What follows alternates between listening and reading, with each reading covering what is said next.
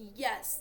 Hello, friends, and welcome to Philosophy. My name is Nidhi Chaudhary, your UGC net paper first faculty.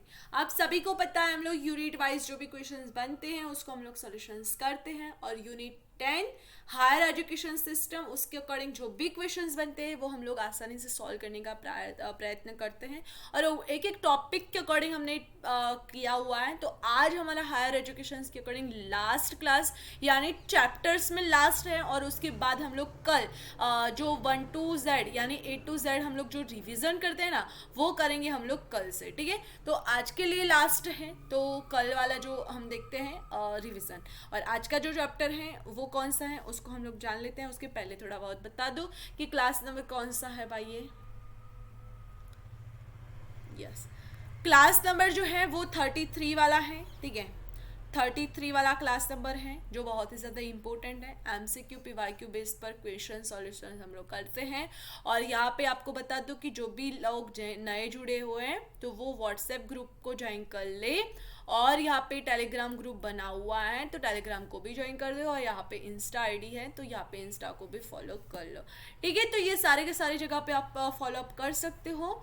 और MP set, Rajasthan set and all set examinations उसके according जो भी exams होती हैं sets levels के according and net दिसंबर 2021, 22, 23 और जो भी क्वेश्चंस बनते हैं उसके एग्जाम्स के अकॉर्डिंग वो सारे के सारे उसी बेस में उस स्टाइल में हम लोग सॉल्यूशंस करते हैं. और बिल्कुल ओल्डेस्ट टू न्यूएस्ट वैसे हम लोग सॉल्यूशंस करने का ट्राई करते हैं. तो हम लोग देखते हैं क्या होते हैं क्वेश्चंस कैसे सॉल्व करते हैं. उसके पहले बता दो कि 9 बजे होती है भाई हमारी क्लास MCQ की, 10 बजे होती है आपकी थियोरी की क्लास, 11 बजे होती है आपकी मैथ की क्लास और रात को 9 बजे होती है आपकी ICT की क्लास. ठीक है, UGC नेट का जो है 2023 ऑनलाइन क्विज और 12 PM उसका टाइम है. क्विज का टाइम जो है वो 12 PM है. यस, बहुत ही ज़्यादा इम्पोर्टेंट है ये सारी की सारी क्विज क्योंकि उसमें क्या होता है कि आपको पता चलता है कि आपकी प्रिपरेशंस कितनी हुई है. यहाँ के अकॉर्डिंग वहाँ पे क्वेश्चंस होंगे और यहाँ से और थोड़ा डिफ्रेंशिएशंस भी होंगे क्योंकि वहाँ पे जो भी क्वेश्चंस होंगे वो बहुत ही न्यूली और लेटेस्ट क्वेश्चंस ही आपको मिलेंगे क्विज में. तो आपको क्विज ज्वाइन करना बहुत ही ज़्यादा ज़रूरी है. यस, आज का जो टॉपिक है वो हायर एजुकेशन के अकॉर्डिंग हमने चैप्टर 1 देख लिया है, चैप्टर 2 देख लिया है, 3 देखा, 4 देखा, 5 देखा और लास्ट वाला policies and governance in administrations A to Z हम लोग कल देखेंगे. उसके बाद हमारा संपूर्ण A to Z हमारा हो गया MCQ सॉल्व. तो उसके अकॉर्डिंग हम लोग बात में बातें करेंगे. तो पहले हम लोग देख लेते हैं कि पॉलिसीज गवर्नेंस एंड एडमिनिस्ट्रेशन के अकॉर्डिंग कौन कौन के क्वेश्चंस बन चुके हैं और कैसे कैसे क्वेश्चंस आगे के एग्जाम्स में पूछे भी जाते हैं. तो हम लोग वो देख लेते हैं. ठीक है, यस. तो क्या सभी लोग रेडी हो? तो yes in the comment box. अगर सभी लोग रेडी हो तो yes in the comment box.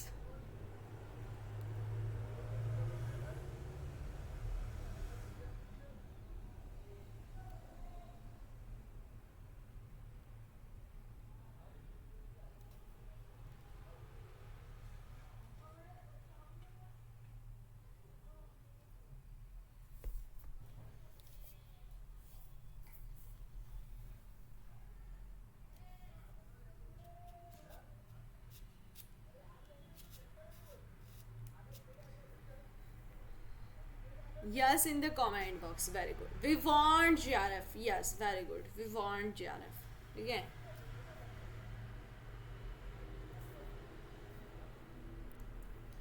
पहला क्वेश्चन आपके सामने आ चुका है. दिव्य और सज्जन उसको अच्छे से रीड आउट करो और फेस करने का ट्राई करो. 2006 में ये क्वेश्चन आ चुका है. भारत का सबसे छोटा और उत्तर पूर्व राज्य कौन सा है वो बताना है. उत्तर पूर्व भी पता होना चाहिए, दक्षिण पूर्व भी पता होना चाहिए, जो भी है वो आपको पता होना चाहिए. ठीक है,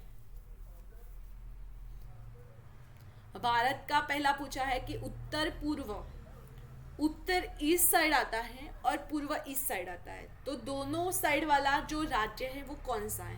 त्रिपुरा है, मेघालय है, मिजोरम है और मणिपुर है. कौन सा है भाई?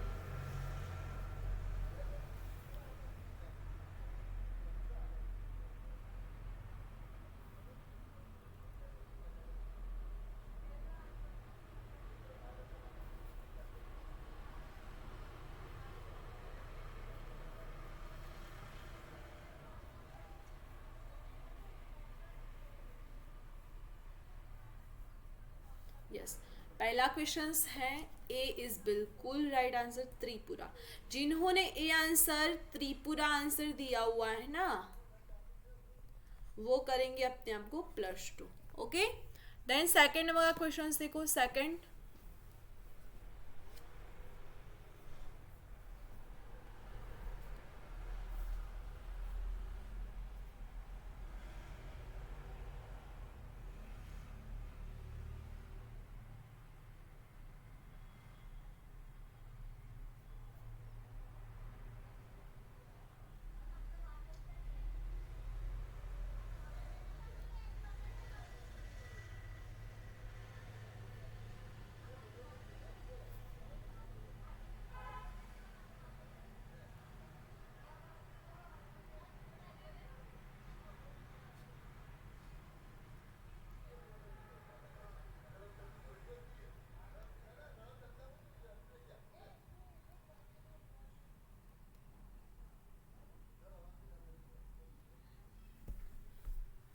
निम्नलिखित में से किसे भारतीय संसद में बयान देने के लिए कहा जा सकता है?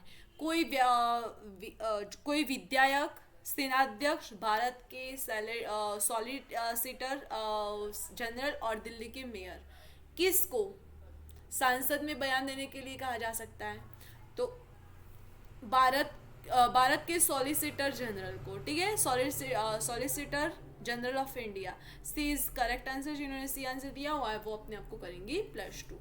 सेकंड नंबर का क्वेश्चन देखो।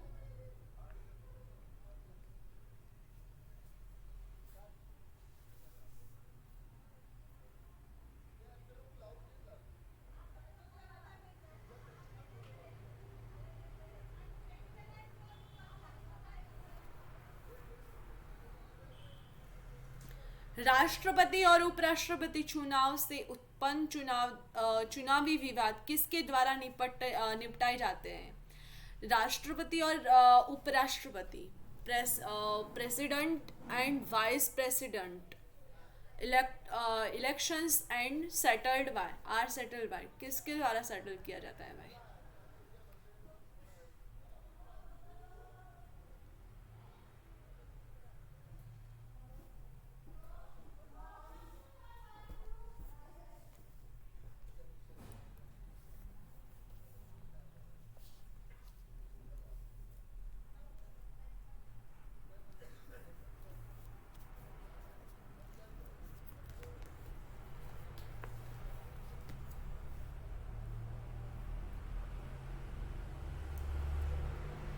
सी इज करेक्ट आंसर। भारत का सर्वोच्च न्यायालय, ठीक है, supreme court of India. Supreme court जो है वो राष्ट्रपति और उपराष्ट्रपति दोनों को चुनाव के लिए चुनावी विवाद के लिए निपटा देती है, ठीक है, तो सुप्रीम कोर्ट करते हैं। तो जिन्होंने सी आंसर दिया हुआ है वो करेंगे अपने आप को +2। फोर्थ नंबर का क्वेश्चन देखो।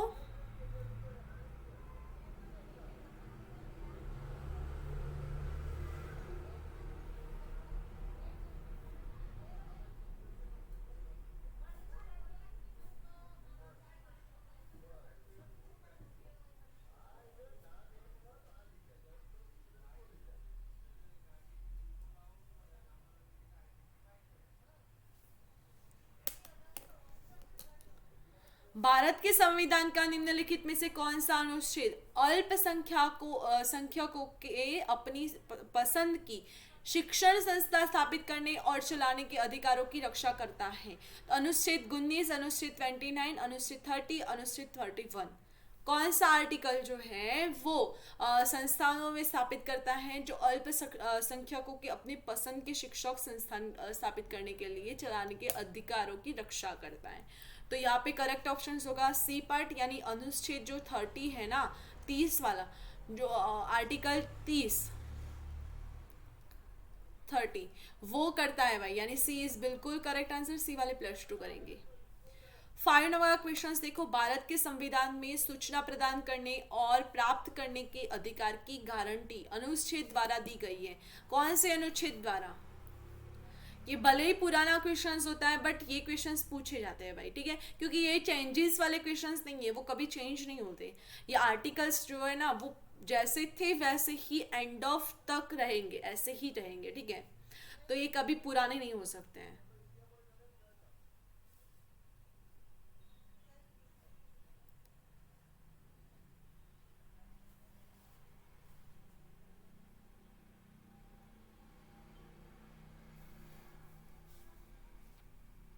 Yes, correct answer is D part 91। 19 वाली जो है ना आर्टिकल 19 एक 19(1)(a) में है, ठीक है।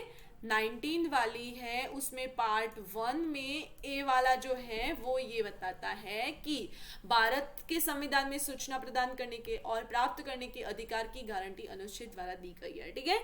ओके, डी वाले +2 कर दियो। एंड भारतीय प्रेस परिषद में कुल सदस्यों की संख्या कितनी है भाई? Press, the total number of members in the press council of India 28, 14, 17, 20 कितनी है?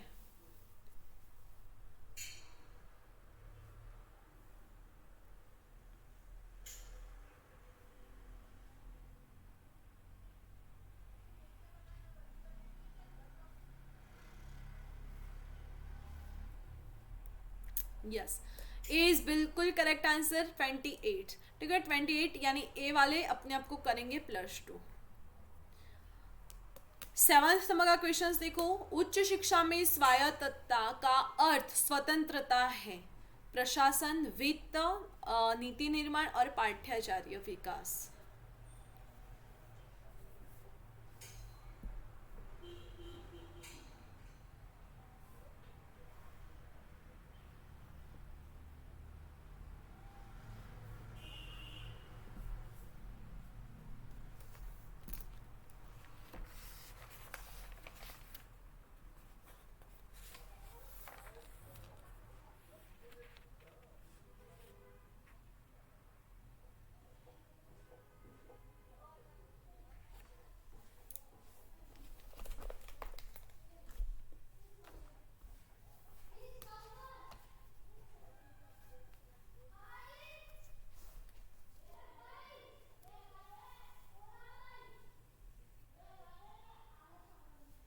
Yes, correct answer is D part, curriculum development. जिन्होंने डी आंसर दिया हुआ है वो करेंगे अपने आप को +2। उच्च शिक्षा स्वायत्तता का अर्थ स्वतंत्रता का क्या है? पाठ्याचार्य विकास, यानी डी वाले अपने आप को करेंगे +2।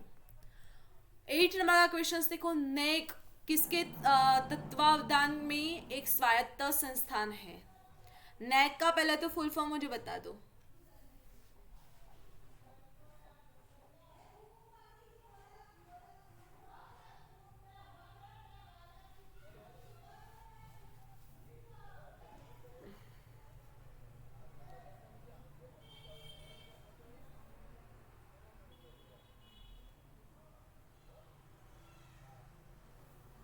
आज मैं काफी कुछ क्वेश्चंस ऐसे आपको पूछने वाली हूँ जो आपने कभी सुने नहीं होंगे, और मैं यहाँ पे लिख कर नहीं बताऊंगा, मैं डायरेक्टली बोलूंगी और आपको आंसर देना होगा, ठीक है। आंसर आपको करना होगा।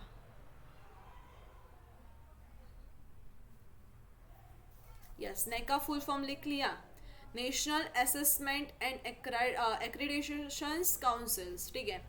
तो यहाँ पे बताओगे यहाँ पे क्या होगा सही आंसर? यहाँ पे सही आंसर होगा डी पार्ट, यूजीसी, ठीक है। तो जिन्होंने डी आंसर दिया हुआ है यूजीसी, यूजीसी का फुल फॉर्म भी बता दो।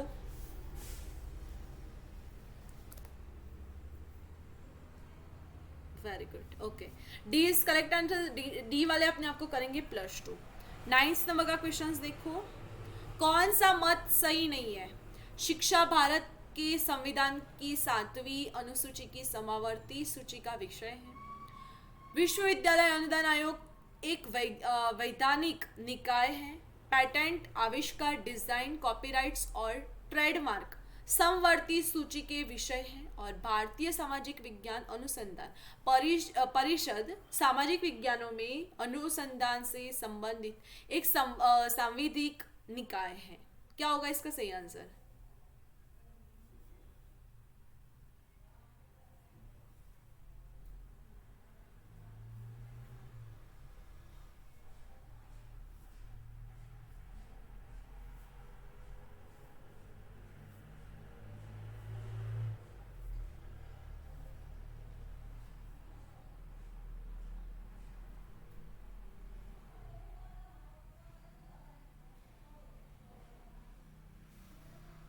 Yes, correct answer is C part. Patent, आविष्कार, डिजाइन, कॉपीराइट्स एंड ट्रेडमार्क समवर्ती सूचना के विषय है। ठीक है, कौन सा मत सही नहीं है, तो ये सही नहीं है। ठीक है, तो जिन्होंने सी आंसर दिया हुआ है वो अपने आप को करेंगे +2। 10th नंबर का क्वेश्चन देखो। ग्रामीण और शहरी स्थानीय निकायों के चुनाव आयोजित किए जाते हैं और अंततः इनके द्वारा पर्यवेक्षण किया जाता है। भारत के चुनाव आयोग, राज्य चुनाव आयोग, जिला कलेक्टर और जिला मजिस्ट्रेट और संबंधित returning officer, returning officer.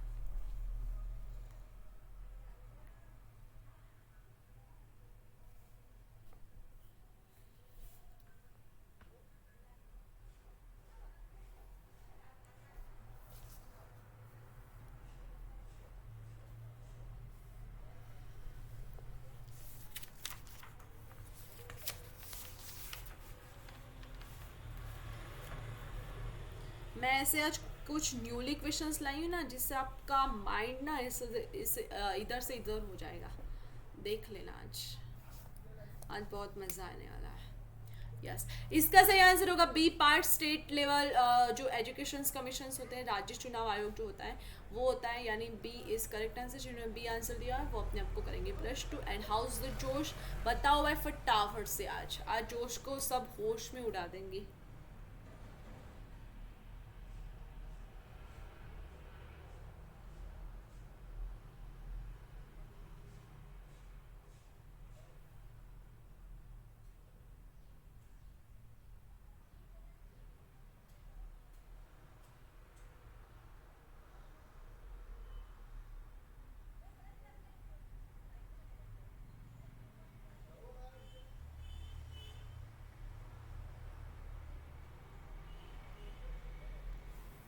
Very good.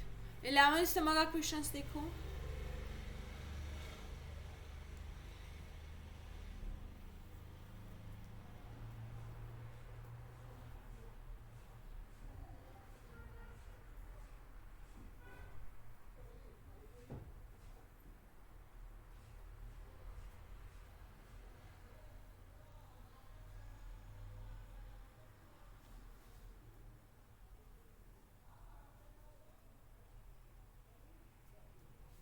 Yes, correct answer is D part, judicial activism, यानी न्यायिक सक्रियता इज राइट आंसर। जिन्होंने डी आंसर दिया हुआ है वो करेंगे बिल्कुल +2। 12th नंबर का क्वेश्चन देखो। 12th नंबर के क्वेश्चन में क्या पूछा है।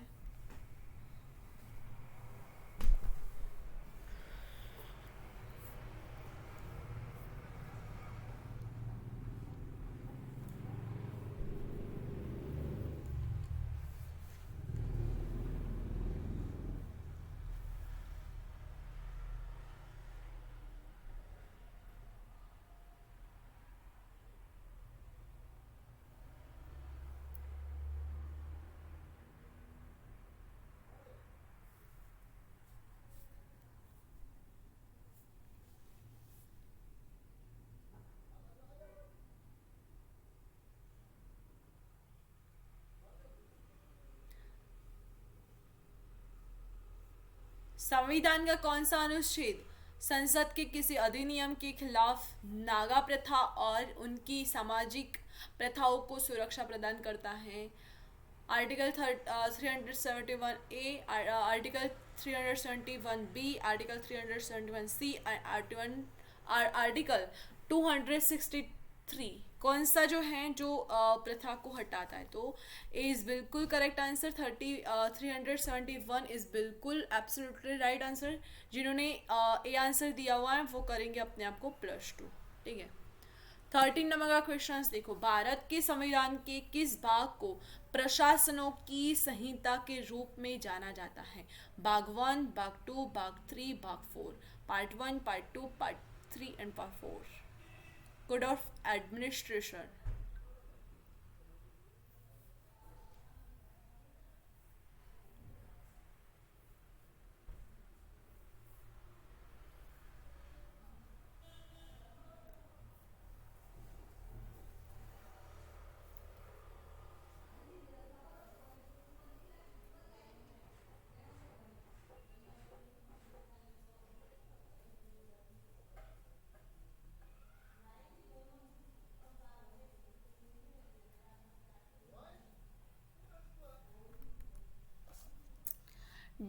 Absolutely right answer, part 4। ठीक है, तो जिन्होंने डी आंसर दिया हुआ है ना वो करेंगे अपने आप को +2। यस। 14 नंबर का क्वेश्चन देखो, चंद्रयान 1 को 22 अक्टूबर 2008 को भारत में लॉन्च किया गया था, कहाँ से?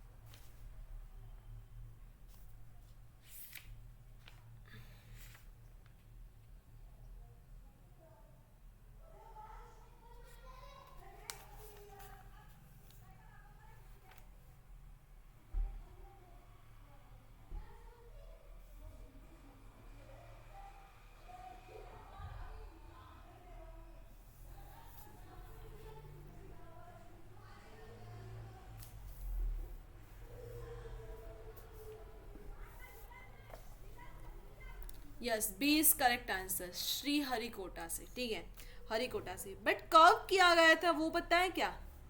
कब? 22 को। ठीक है, 22 अक्टूबर को 2008 को किया गया था। ठीक है, यस, वेरी गुड। 15 नंबर का क्वेश्चन देखो,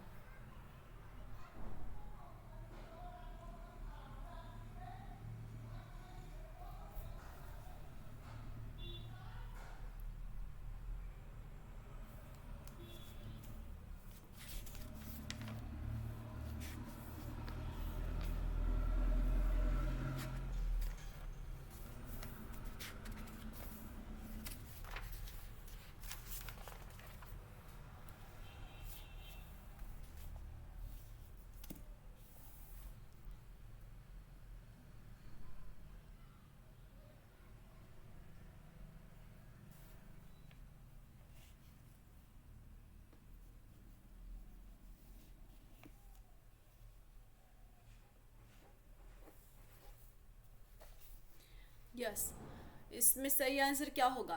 भारत में संसद से बनी है लोकसभा और राज्यसभा, लोकसभा राज्यसभा और उपराष्ट्रपति, लोकसभा राज्यसभा और राष्ट्रपति, लोकसभा राज्यसभा और सचिवालयों सहित। क्या होगा भाई? तो C is correct answer, Lok Sabha Rajya Sabha और राष्ट्रपति। जिन्होंने सी आंसर दिया हुआ है वो अपने आप को करेंगे +2। 16 नंबर का क्वेश्चन देखो,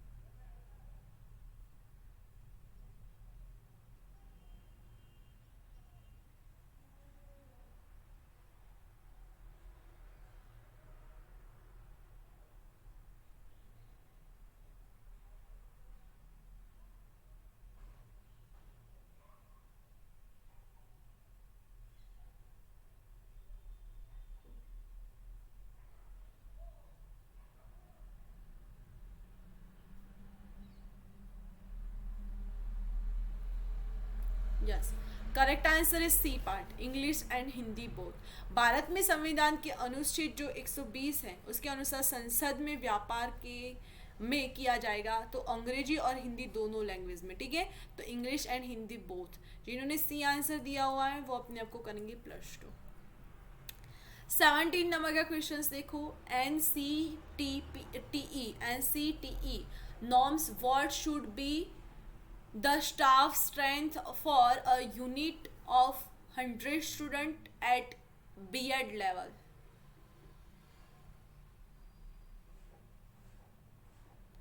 NCTE के मानदंडों के अनुसार B.Ed में 100 छात्रों की एक इकाई के लिए कर्मचारियों की संख्या क्या होनी चाहिए? 1+7, 1+9, 1+10, 1+5।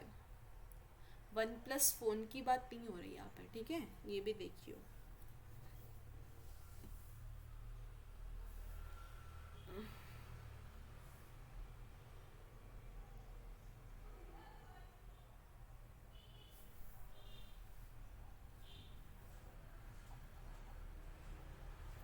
यस, इसका राइट आंसर होगा सी पार्ट, 1+10, ठीक है। तो जिन्होंने सी आंसर दिया हुआ है 1+10, वो करेंगे अपने आप को +2, ठीक है।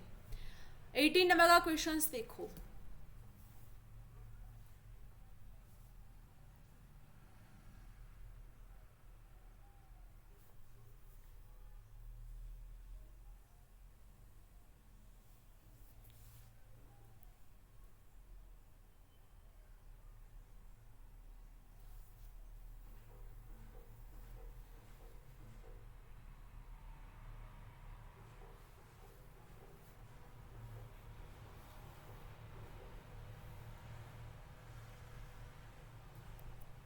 Yes, correct answer is B part, राज्य लोक सेवा आयोग का सदस्य, ठीक है। तो बी इज राइट आंसर। जिन्होंने बी आंसर दिया हुआ है वो करेंगे अपने आप को +2, ठीक है।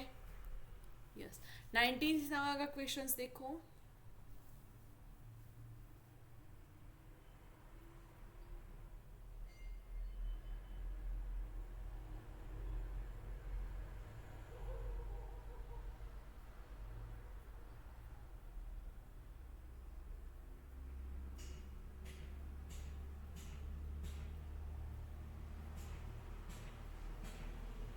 निम्नलिखित में से कौन सा कथन भारतीय लोकतंत्र के गणतांत्रिक चरित्र को दर्शाता है?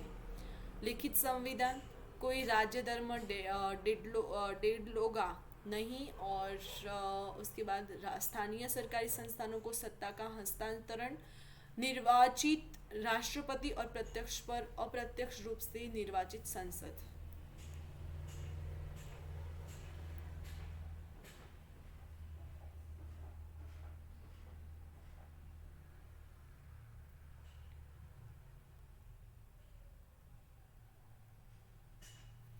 Yes, correct answer is D part, निर्वाचित राष्ट्रपति और प्रत्यक्ष और या अप्रत्यक्ष रूप से निर्वाचित संसद।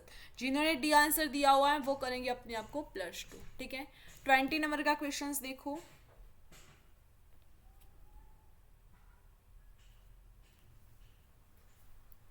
निम्नलिखित में से कौन सा एक संवैधानिक निकाय नहीं है? चुनाव आयोग, वित्त आयोग, एलोस्टेनी नहीं है, वो वित्त आयोग ही है, उसके बाद कुछ नहीं है, ठीक है, ये गलती से आ गया है। संघ लोक सेवा आयोग और योजना आयोग।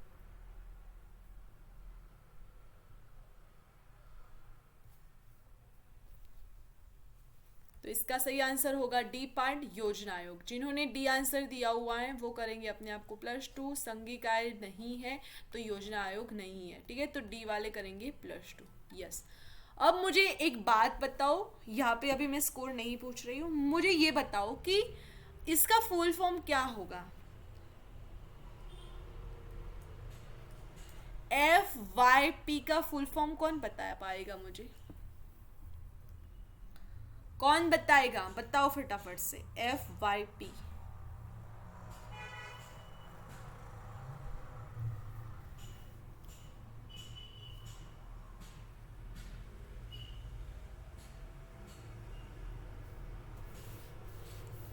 पता है कि नहीं पता है?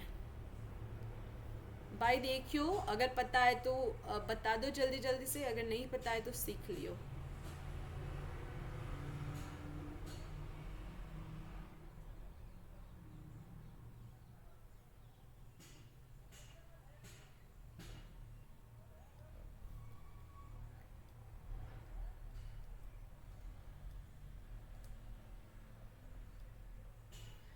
five-year plans,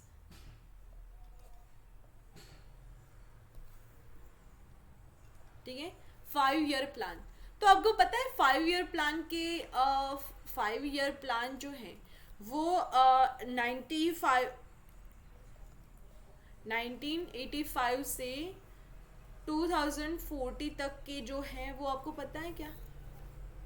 क्या आपको पता है वो सारे प्लान्स कौन कौन से हैं? सेवन्थ है, एट है, वो प्लान्स आपको पता है? नहीं पता है तो देख लो भाई, मैं बताती हूँ, ठीक है। यस, पहला है SEVENTH, सेवन्थ FYP 1985 से 90 तक। उसमें क्या हुआ था भाई, उसमें क्या हुआ था? तो उसमें इग्नू जो है ना वो इंस्टैब्लिश हुई थी, यानी उसकी स्थापना हुई थी, ठीक है। Indira Gandhi national open university जो इग्नू है ना, उसमें वो स्थापित हुई थी, ठीक है, सेवन्थ FYP में। उसके बाद दूसरा जो है उसको बोलते हैं 8 FYP। वो कब से कब है? तो वो है 1992 से 97 तक। तो वैसे उसमें पता है क्या 8 FYP में क्या हुआ था? 1992 से 97 तक क्या हुआ था वो पता है क्या?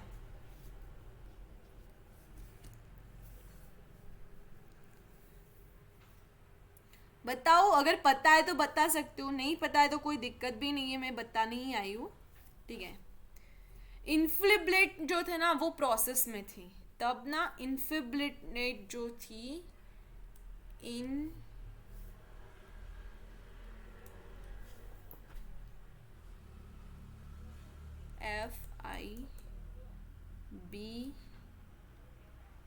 FIBNET, इन्फ्लिबनेट जो है ना वो प्रोसेस में थी जब 8 FYP थी तब। उसके बाद थर्ड क्या है? थर्ड है 9th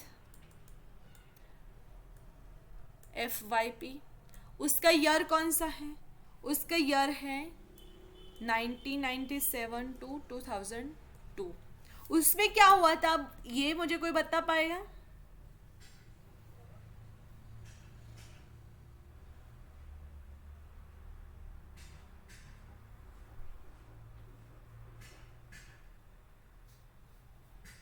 बता पाएगा कोई?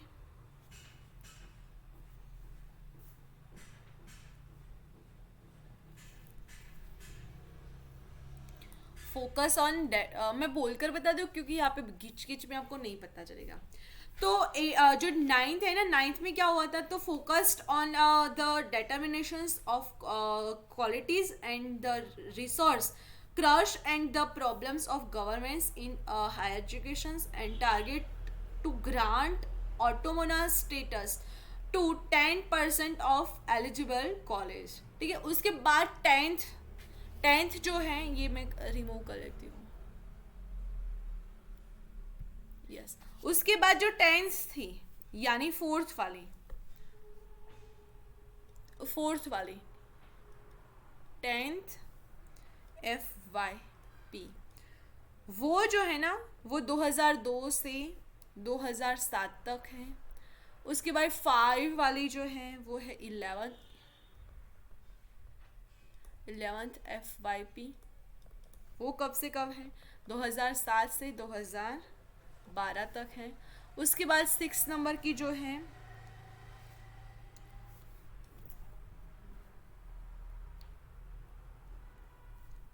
वो जो है वो है 12th FYP। वो 2012 से 2014। और planning communications has B 2014 NITI Aayog. उसके बाद क्या हो गया? नीति आयोग हो गया, ठीक है, यस। उसके बाद नीति आयोग हो गया था, ठीक है।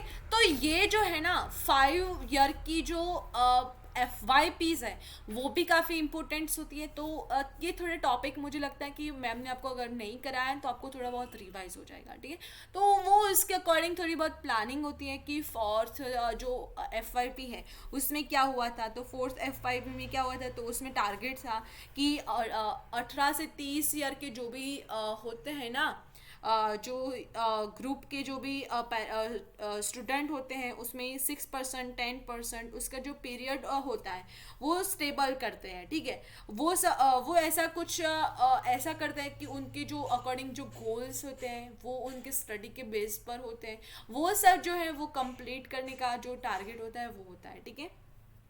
उसके बाद क्या हुआ था 11th में, उसमें हुआ था एडमिशन्स, करिकुलम असेसमेंट, फिर अक्रेडिज्म्स एंड रेटिंग, फिर उसके बाद teacher and complete and motivations and restructured affiliate and college and research for policies formulations, ठीक है। ऐसे कुछ डेवलपमेंट उस पॉलिसीज में हुए थे। जब अब वो पॉलिसी 5 ईयर की थी, 5-5 साल में वो बदल जाती थी, उसमें कुछ ना कुछ बदलाव आते जाते, ठीक है। तो उससे क्या होता था कि एजुकेशन सिस्टम जो थी वो बेटर से बेटर बनी जाती थी, और एजुकेशन सिस्टम अगर बेटर होती है तब ही जो स्टूडेंट है, जो भी बच्चा है, उसको पढ़ना और पढ़ाने का जो भी उसका जो तरीका है वो उसमें बहुत ही पावरफुल होता है, ठीक है। तो ऐसे एजुकेशन पॉलिसी आती है, और ये पॉलिसीज में क्या क्या चेंजेस होते हैं वो भी बहुत ज़्यादा इंपॉर्टेंट है, क्योंकि ये चेंजेस ना वही आपके काफ़ी बार पूछे जाते हैं एग्जाम्स में, तो आपको ये दिक्कत ना हो इसलिए मैंने थोड़ा बहुत आपको रिवाइज कराया। वैसे ये काम मेरा नहीं था, फिर भी मैंने आपको बताया,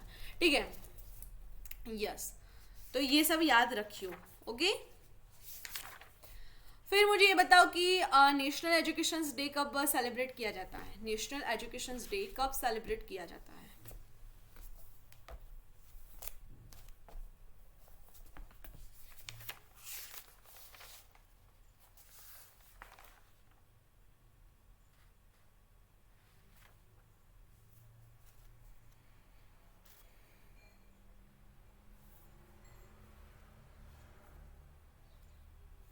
यस, 11 नवंबर को नेशनल एजुकेशन डे फॉलो किया जाता है, यानी सेलिब्रेट किया जाता है, ठीक है, 11 नवंबर को।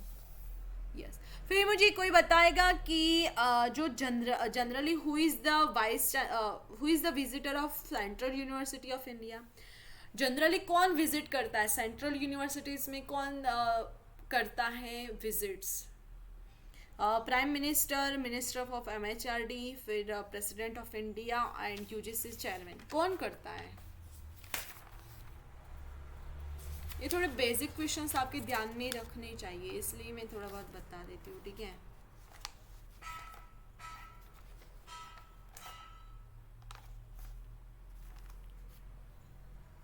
यस, प्रेसिडेंट ऑफ इंडिया जो होते हैं ना वो थोड़ी बहुत उस पर ध्यान रखते हैं, यानी वो आते जाते हैं, ठीक है। फिर कोई मुझे बताएगा कि new report of which of the following education commission career and subtitle education for national development? Radha Krishna commission, Mudaliar commission, Calcutta university education commission and Kothari commission, कौन से कमीशंस का जो सब टाइटल्ड है कि एजुकेशन नेशनल डेवलपमेंट, वो कौन से कमीशंस का है स्टेटमेंट? कोई बता पाएगा? ऐसा ऑप्शंस मैंने बताए कि the education commissions of India, no no no, Radha Krishna commissions, Mudaliar commissions, Kolkata university education commissions and Kothari commissions. कौन बता पाएगा मुझे? तो एजुकेशन फॉर नेशनल डेवलपमेंट तो कोठारी कमीशंस होगा, ठीक है। ऐसे काफ़ी सारे क्वेश्चंस तो है, बट अभी टाइम नहीं है मेरे पास, क्योंकि मेरी जो शादी है उसमें मैं थोड़ी बहुत बिजी हूँ, इसलिए मैं काफ़ी नहीं लाती हूँ, वरना मैं ना आपको इतना अच्छा ट्रेंड दिलाती ना कि आप याद रखकर ऐसा हैरान हो जाती कि मैम कहाँ से लाती है इतने सारे क्वेश्चन, हमें तो आती भी नहीं है, ऐसे भी आप बिहेव करते हैं, ठीक है। कोई बात नहीं है, आज के लिए इतना ही काफ़ी है, हमने यूनिट 10 कंप्लीट कर लिया है। तो व्हाट्स योर स्कोर? 40 में से कितने नंबर आए आपको ये बताओ भाई मुझे फटाफट से, और कहाँ पे बताओगी वो भी मुझे यहाँ पे बता दो कि कमेंट बॉक्स में बताओगे, ठीक है। यस, कमेंट बॉक्स में, क्योंकि ये बिल्कुल लाइव क्लास नहीं है, ये रिकॉर्डेड क्लास है, और कल के लिए भी रिकॉर्डेड है। कल A to Z रिविज़न है भाई आपका यूनिट 10 का, ठीक है। तो फटाफट से आ जाइए, ठीक है। यस, जीके की क्लास होती है 8 बजे, पीवाई की क्लास होती है 9 बजे, थियरी की क्लास होती है 10 बजे, 11 बजे होती है मैथ की क्लास, 9 बजे होती है ICT की क्लास, ठीक है। और आज का जो टॉपिक था पॉलिसीज एंड गवर्नेंस एडमिनिस्ट्रेशन वो ख़त्म हो गया। उसके बाद A to Z revision date जो है वो है 4 फेब। ठीक है, ये यहाँ तक हमारा टारगेट था, हमें सब कंप्लीट करना था तो हमने कंप्लीट कर भी लिया। ठीक है, तो 7 नंबर का चैप्टर जो है वो हम लोग कल करेंगे, फास्ट ट्रैक पर चलेंगे बिल्कुल, वहाँ पे कोई समझाएंगे नहीं आपको, बिल्कुल ये जो क्वेश्चंस कराए हैं उसमें से ही मैंने क्वेश्चंस निकाले हैं, तो आपको बिल्कुल आसानी हो जाएंगे। ठीक है, चलो भाई आज के लिए इतना ही। Thank you for watching this video, have a nice day, take care, bye students, bye bye.